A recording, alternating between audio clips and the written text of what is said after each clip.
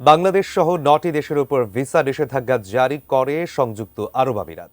Visa নিষেধাজ্ঞার এমন খবর ছড়িয়ে পড়ে বিভিন্ন গণমাধ্যমে, কিন্তু খবরটিকে কোনো পাত্তাই দেয়নি আরব আমিরাত। অবশেষে জানা গেল এই খবরের সত্যতা। বিস্তারিত জানাচ্ছেন জান্নাতুন নাহার জেরি।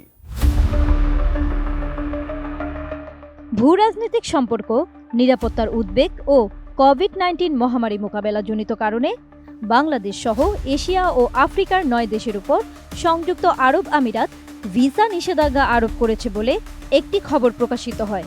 ২০ সেপ্টেম্বর খবরটি একাধিক অনলাইন সংবাদ মাধ্যমে ছড়িয়ে পড়ে। খবরটিকে ভুয়া বলে জানিয়েছেন আমিরাতে নিযুক্ত বাংলাদেশের রাষ্ট্রদূত তারেক আহমেদ। তিনি এই খবরকে দুর্ভিসন্ধিমূলক প্রচারণা বলে অভিহিত করেছেন। এ বিষয়ে আমিরাতের সরকারি ওয়েবসাইটে কোনো তথ্য পাওয়া যায়নি। একাধিক অনলাইন সংবাদ মাধ্যমের প্রতিবেদনে বলা হয়, বাংলাদেশ সহ এশিয়া ও আফ্রিকার ৯ দেশের উপর ভিসা নিষেধাজ্ঞা আরোপ করেছে সংযুক্ত আরব আমিরাত।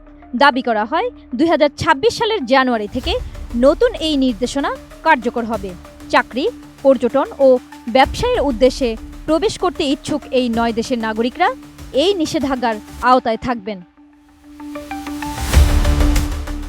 আমি বুঝি নির্মাণের শিল্প, সালাম স্টিল বোঝে ডিউরেবিলিটি। সালাম স্টিল, মোস্ট ডিউরেবল স্টিল।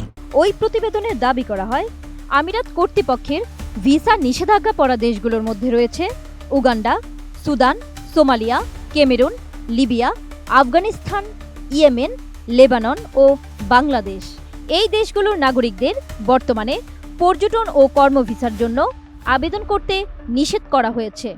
পরবর্তী নির্দেশ না দেওয়া পর্যন্ত এসব দেশগুলোর নাগরিকরা আমিরাতের ভিসার জন্য আবেদন করতে পারবেন না।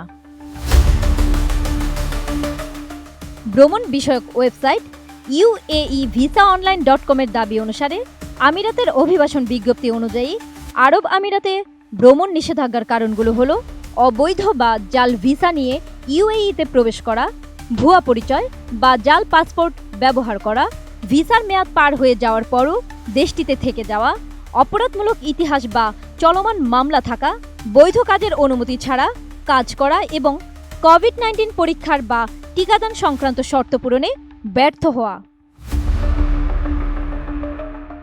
তবে আমিরাতে নিযুক্ত বাংলাদেশের রাষ্ট্রদূত তারেক আহমেদ এটাকে ভুয়া খবর বলে নিশ্চিত করেছেন। এ বিষয়ে জানতে চাইলে তিনি বলেন, সরকারিভাবে এরকম কোনো নোটিফিকেশন পাওয়া যায়নি। আমিরাতের রাষ্ট্রদূতের কাছে এটি ষড়যন্ত্রমূলক প্রচার বলে মনে হচ্ছে।